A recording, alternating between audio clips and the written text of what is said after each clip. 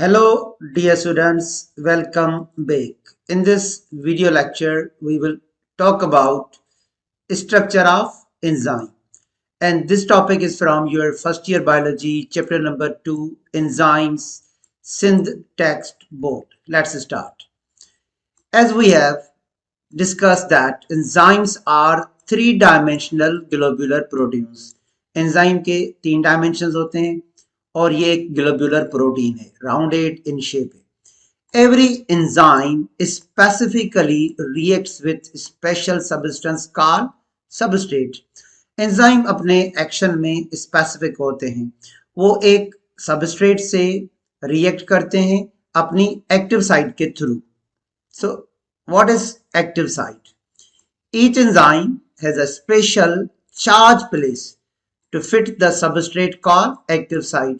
तो हर एंजाइम के पास एक डिम्पल होता है, चार्ज्ड एक स्पेस होता है जिसको एक्टिव साइट भी कहा जाता है, एक्टिव सेंटर भी कहा जाता है और उसका शेप कॉम्प्लीमेंट्री होता है अपने सबस्ट्रेट से, जैसा कि अब आप इस डायग्राम में देख रहे हो. तो ये एंजाइम का एक्टिव साइट है, एक चार्ज्ड डिम्पल है जिससे सबस्ट्रेट बाइंड करता है और एक्टिव साइट को एक्टिव सेंटर भी कहा जाता है और इसका शेप हमेशा अपने सबस्ट्रेट से कॉम्प्लीमेंट्री होता है.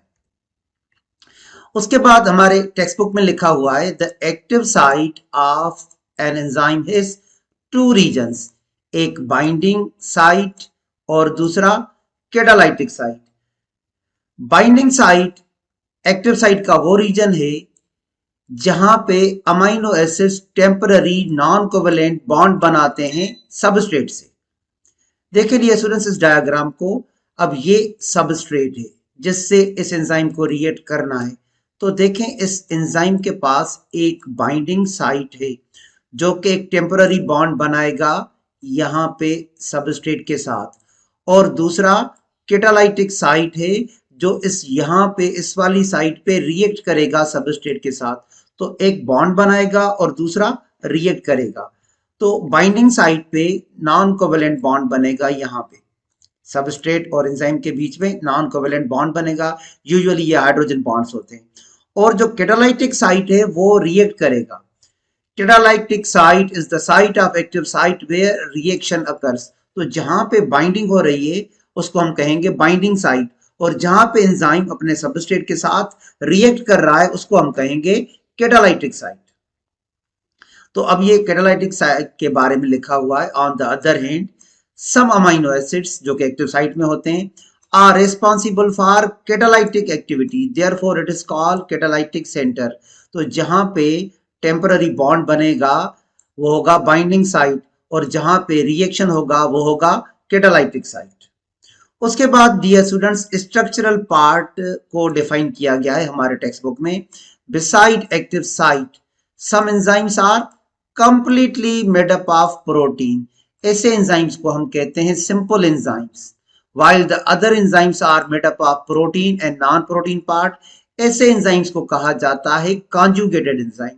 देखें डियर स्टूडेंट्स एंजाइम्स के आप एंजाइम को दो टाइप्स में डिवाइड कर दो, एक सिंपल एंजाइम और दूसरा कॉन्जुगेटेड एंजाइम.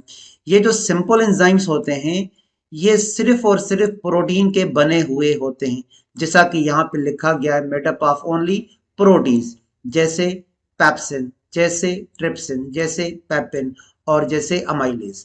तो इनको नॉन प्रोटीन हेल्पर की जरूरत नहीं होती, लेकिन कुछ को होती है. उन्हें हम कॉन्जुगेटेड एंजाइम्स भी कहते हैं और होलो एंजाइम्स भी कहते हैं. इनके दो पार्ट्स होते हैं, made up of protein part and non protein part. तो डियर स्टूडेंट्स जो कॉन्जुगेटेड एंजाइम होते हैं जिन्हें हम होलो एंजाइम कहते हैं, इनके प्रोटीन पार्ट को कहा जाता है एपो एंजाइम. इनके प्रोटीन पार्ट को कहा जाता है एपो एंजाइम और इनके नॉन प्रोटीन पार्ट को कहा जाता है कोफैक्टर. और कोफैक्टर को मजीद 3 टाइप्स में डिवाइड कर दिया गया है. इसका पहला टाइप यहाँ पे लिखा गया है कोएंजाइम, जिसे मैं मार्क कर रहा हूं. दूसरा मेटल एक्टिवेटर्स और डियर स्टूडेंट्स तीसरा प्रोस्थेटिक ग्रुप. तो होलो एंजाइम का जो नॉन प्रोटीन पार्ट होता है उसे कोफैक्टर कहते हैं. उसको फर्दर डिवाइड कर दिया गया कोएंजाइम्स में, एक्टिवेटर्स में और प्रोस्थेटिक ग्रुप में. अगर हम कोएंजाइम्स की बात करें तो लिखा गया है ये लूजली अटैच्ड होते हैं एंजाइम के साथ, और ये ऑर्गेनिक कंपाउंड्स होते हैं।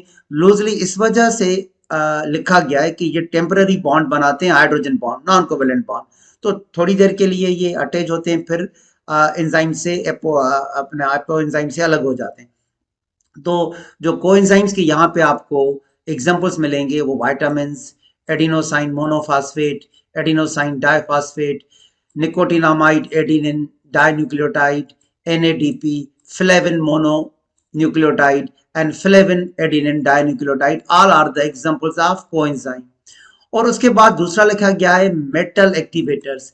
डीएसओ ये भी लूजली अटैच्ड होते हैं, it means they form temporary hydrogen bond. ये इनऑर्गेनिक मेटेलिक आयंस होते हैं, जैसे फीरस, आयरन, जैसे मैग्नीशियम और जैसे जिंक।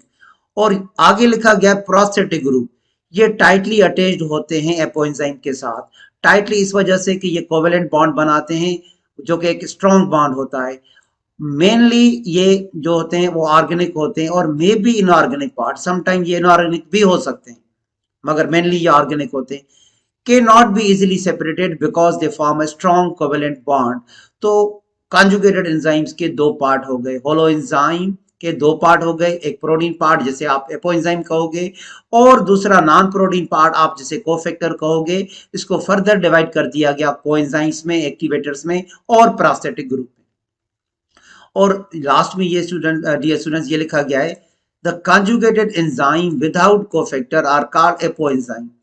जब आप होलो एंजाइम से कोफैक्टर अलग कर दोगे तो आप उसको क्या कहोगे? Apo enzyme.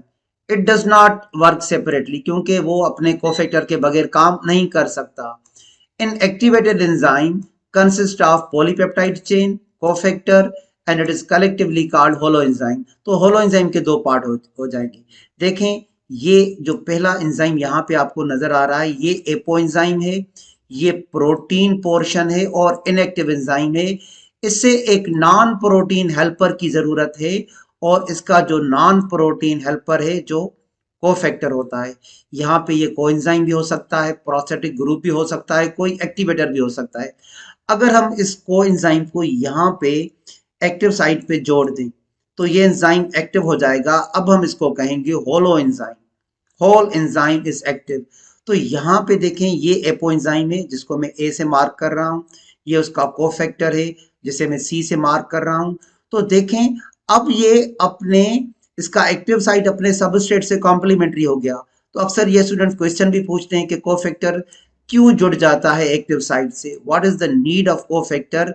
जब एपो एंजाइम के एक्टिव साइट से कोफैक्टर जुड़ जाता है तो फिर वो होलो एंजाइम बन जाता है, एक एक्टिव एंजाइम बन जाता है, और उसके बाद एक्टिव साइट का शेप कॉम्प्लीमेंट्री हो जाता है अपने सबस्ट्रेट के साथ। तो dear students, that's all about the structure of an enzyme. Thank you dear students.